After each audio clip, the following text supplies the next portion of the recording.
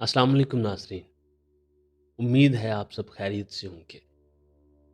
हमारी आज की तहरीर का उन्वान है किस्सा एक रात का, जिसे तहरीर किया है एक सलोनी साहिबा ने। तो आइए पढ़ते हैं। अब मेरा ड्यूटी पर जाने को दिल नहीं चाहता, हामिद ने माँ से बात करते हुए कहा। सारा अब बड़ी होती जा रही है, आपको और सारा को अकेले छोड़कर जाने को दिल नहीं चाहता। हमारी फिक्र मत करो बेटा, हम बिल्कुल ठीक हैं। पूरा मोहल्ला हमारे साथ है, हर किसी का आना जाना है हमारे यहाँ। मेरा काम जो सिलाई का है, मोहल्ले की कभी एक औरत आती है कपड़े देने तो कभी दूसरी आ जाती है। यूं रौनक मेला लगा ही रहता है। अब तो पूरा मोहल्ला मुझसे ही कपड़े सिलवाता है और इसी बहाने काफी रश रहता है घर में। तुम आराम से अपनी ड्यूटी पर जाओ। अम्मी ने भरपूर तसल्ली बख्श जवाब दिया। अम्मी, लेकिन रात को आप दोनों अकेली होती हैं। मैं ये सोचकर काफी परेशान रहता हूँ। गली में जो नए लोग आए हैं उनके लड़के मुझे ठीक नहीं लगते, शक्ल से ही आवारा लगते। बेटा तुम हमें अल्लाह के सुपुर्द कर जाओ, बाकी अल्लाह जाने और उसके काम। बस तुम जाओ अब, मुल्क को तुम्हारी ज़रूरत है। ठीक है अम्मी, पर सारा का बहुत ख्याल रखें। स्कूल के बाद उसे गली में हरगिज़ नहीं जाने दें। मैं फ़ोन करता रहूँगा। अपना बहुत ख्याल रखना मेरे बेटे। अल्लाह हाफिज़ अम्मी जान। जिंदा रहा तो जल्द वापस आऊँगा। मैं आपको अल्लाह के हवाले करके जा रहा हूँ। वैसे आजकल के जो हालात जा रहे हैं, दिल तो यही चाहता है कि सब कुछ छोड़कर घर बैठ जाऊँ, अपनी छोटी सी बहन को दुनिया भर की गलीज़ नज़रों से बचा लूँ। हामिद ने कहा और दुखी दिल से ट्रेन पर सवार हो गया। आमना बेगम मोहल्ले भर के कपड़े सीकर सारा और हामिद के अखराजात पूरी करती। ये सच था कि मोहल्ले में कुछ नए लोग आ बसे थे जिनके लड़कों की आए दिन शिकायत सुनने को मिलती रहती थी। आमना बेगम सारा दिन सिलाई का काम करती रहती। सारा स्कूल से अकेली वापस आ जाती। पिछले कई दिनों से सारा नोट कर रही थी कि मोहल्ले के कुछ लड़के उसका पीछा कर रहे थे, लेकिन डर के मारे अम्मी को बता नहीं पा रही थी।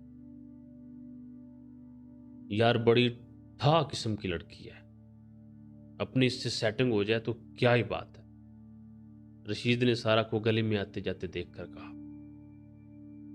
हो भी सकती है रशीद, तू बस कोशिश जारी रख। वैसे भी सुना है दोनों माँ बेटी अकेली रहती हैं, बाबर ने लुकमा देते हुए कहा। हाँ हाँ हाँ, जानी हम भी ट्राई करते हैं सेटिंग करने की, देखते हैं किसकी किस्मत खुलती है। नूरे ने भी अपनी खबासत दिखाते हुए कहा। तीनों कहका लगाकर हंस पड़े। सुना है इसका एक भाई भी है जो फौज में भर्ती है, रशीद ने बताया। कभी कभी आता होगा यार, कौन सा यहीं रहता है, नूरे ने बताया। ये भी अच्छी बात है। तीनों ने कहका लगाया और सिगरेट सुलगाकर गली की नुक्कड़ में बैठ गए और हर आती जाती लड़की को ताड़ने लगे। हामिद को फौज में भर्ती हुए 1 साल गुजर चुका था। 1 साल सुकून से गुजर गया, मगर अब इन तीनों लड़कों की वजह से काफी परेशान रहने लगा। ट्रेनिंग के दौरान भी बुझा बुझा सा रहता। यार कोई मसला है तो बताओ, साथी दिल ने पूछा। हाँ यार, मोहल्ले में कुछ नए लोग आ गए, मुझे उन लड़कों से खतरा है। मेरी माँ और बहन अकेली होती हैं, मैं तमाम वक्त उनके मुतल्लिक ही सोचता रहता हूँ। मामला तो ऐसा ही है, बस मेरे भाई आयतल कुर्सी पढ़कर उनको अल्लाह के हवाले कर दिया करो। अल्लाह पाक उन्हें अपने हिफ्ज़ व अमान में रखेगा। ड्यूटी भी तो देना पड़ती है, एक फौजी की अपनी ज़िंदगी अमानत ही होती है। हामिद को अदील की बातों से कुछ हौसला हुआ, अपनी ट्रेनिंग पर तवज्जो देने लगा। तीनों आवारा लड़के सारा के स्कूल आने जाने के औकात में गली के आर पार खड़े हो जाते, तरह तरह की बातें करते। सारा इनकी बातों को इग्नोर करती रहती।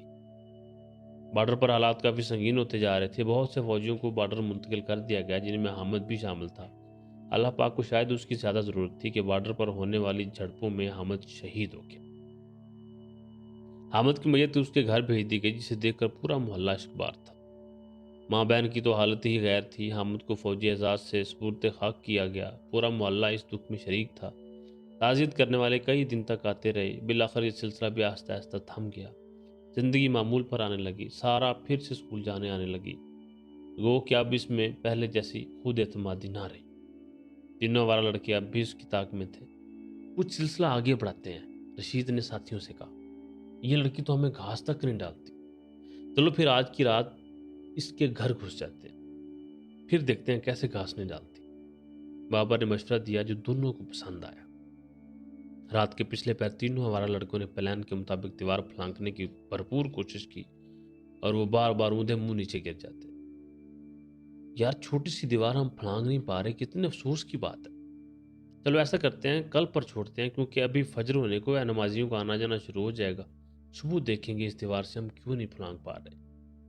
اگلے صبح تینوں نے دیوار کا جائزہ لیا۔ یہ ایک عام سی نارمل اونچائی کی دیوار تھی جسے پھلانگنا بے حد آسان تھا۔ خیر آج رات 2 بجے سب تیار رہنا، نورے نے ہدایت کی۔ پروگرام کے مطابق تینوں دوست رات 2 بجے سارا کے گھر کے پاس پہنچ گئے اور دیوار پھلانگنے کی کوشش کرنے لگے۔ آج بھی وہی معاملہ ہونے لگا، دیوار پر چڑھتے ہی منہ کے بل زمین پر گر جاتے، یہاں تک کہ نورے کے سر پر گہری چوٹ بھی لگ گئی۔ یار کیا ماجرا ہے، بالشت بھر دیوار ہم ٹاپ نہیں سکتے، دھت ہماری جوانی پر، رشید نے کہا۔ اب تو مجھے بھی غصہ آ رہا ہے، بابر نے کہا۔ ایک کام کرتے ہیں، رشید نے کچھ سوچتے ہوئے کہا، پچھلی طرف سعد کا گھر ہے، ہم سعد کے گھر کی طرف سے کودتے ہیں۔ سعد کے گھر آج کل کوئی بھی نہیں ہے۔ تینوں نے اتفاق کیا اور بات اگلے دن تک چلے گی۔ اگلے دن سارے شام ہی تینوں نے منصوبے پر عمل کرنا شروع کر دیا۔ سعد کے گھر کے ارد گرد پھر کر دیکھا، کوئی رکاوٹ نظر نہیں آئی۔ سب طرف سے تسلی کی اور رات کا انتظار کرنے لگے۔ سعد کے گھر والے آج کل گھر نہیں تھے، لہذا انہیں سعد کے گھر کی چھت پر پہنچنے میں کوئی دقت نہیں ہوئی۔ رات کے پچھلے پہر تینوں بالآخر سارا کے گھر کی پچھلی جانب کود پڑے۔ تینوں اپنی کامیابی پر خوش ہو گئے۔ دبے قدموں چلتے ہوئے سامنے کی طرف جیسے ہی پہنچے، ان کی آنکھیں خوف سے پھیل گئیں، زبان گنگ ہو چکی، جسم سے طاقت ختم ہوتی محسوس ہوئی، پاؤں من بھر کے محسوس ہونے لگے۔ وہ بھاگ کر واپس جانا چاہتے تھے مگر پاؤں زمین میں دھنس چکے تھے۔ تینوں نے ایک عجیب و غریب منظر دیکھا۔ حامد مکمل سفید لباس میں ملبوس اپنے گھر کے کچے سین میں دیوار کے ساتھ لگے سٹینڈ پر رکھے ہوئے گھڑوں میں پانی بھر رہا تھا۔ کچھ پانی اس نے دیوار پر گرایا اور پھر پورے سین میں پانی کا چھڑکاؤ کیا۔ سائڈ پر پڑے ایک حمام میں پانی بھرا، صحن سے جھاڑو لگائی، تمام خشک پتوں کو ایک بالٹی میں ڈالا، پھر اس نے جنگلے میں رکھی مرغیوں کو دانہ ڈالا، گھر کے مرکزی دروازے سے اندر گیا جو دیکھنے میں بند تھا۔ کچھ دیر میں انہی بند دروازوں سے باہر واپس آ گیا۔ اس کے ہاتھ میں سفید چادریں تھیں جو اس نے تمام چارپائیوں پر بچھا دی۔ ان تمام کاموں کے ساتھ ساتھ حامد کی نظریں تینوں پر گڑی رہیں۔ تینوں خوف سے تھر تھر کانپنے لگے، ان کے پاؤں آدھے زمین میں دھنس چکے تھے۔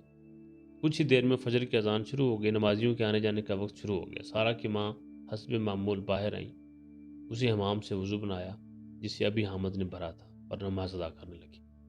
کچھ ہی دیر میں سارا بھی آنکھیں ملتی باہر نکل آئی، اس نے بھی اسی حمام سے وضو کیا اور نماز ادا کی۔ حامد اپنی ماں بہن کو دیکھ کر مسکراتا رہا۔ نماز کے بعد ماں جی کی نظر تینوں آوارہ لڑکوں پر پڑی۔ انہوں نے جھٹ سے دروازہ کھولا اور محلے والوں کو مدد کے لیے پکارا۔ پورا محلہ اکٹھا ہو گیا، سب نے خوب لان تان کی اور گھر سے نکل جانے کو کہا۔ تینوں کے پاؤں سوج کر پھول چکے تھے کہ چلنے کے قابل نہ رہے، زبانیں گنگ ہو چکی تھیں۔ محلے والوں نے انہیں چارپائیوں پر ڈال کر ان کے گھروں تک پہنچایا۔ تینوں کی آواز ہمیشہ کے لیے بند ہو چکی تھی۔ ایسی عبرتناک سزا دیکھ کر پورا محلہ ان کی اس کیفیت پر حیران تھا۔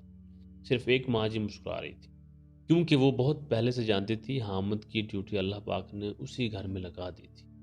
جب اللہ کے سپرد کر دو، اللہ خوب نبھاتا ہے، چاہے انسان بھول جائے، لیکن اللہ پاک کی ذات کبھی غفلت نہیں برتتی۔ جب بھی گھر سے نکلیں خود کو اللہ کے سپرد کر دیا کریں اور مطمئن رہا کریں، بے شک اللہ دلوں کے بھید جانتا ہے۔ بے شک اللہ دلوں کی بھید جانتا ہے۔ ناظرین بالکل ایسا ہی ہے، بالکل ایسا ہی ہوتا ہے۔ یہ تو ایک کہانی تھی جس کو ایک سلونی صاحبہ نے اپنے انداز میں بیان کیا۔ اس میں کوئی شک نہیں ہے کہ اگر آپ آیت الکرسی پڑھ کر اللہ تعالیٰ کے سپرداری میں چیزوں کو کر دیں تو اللہ تعالیٰ ان کی حفاظت فرماتا ہے، غائبی طریقے سے مدد فرماتا ہے۔ ہمیں اللہ تعالیٰ کی ذات پہ مکمل بھروسہ اور یقین ہونا چاہیے۔ اللہ تعالیٰ ہماری مدد فرمائے، آمین ثم آمین۔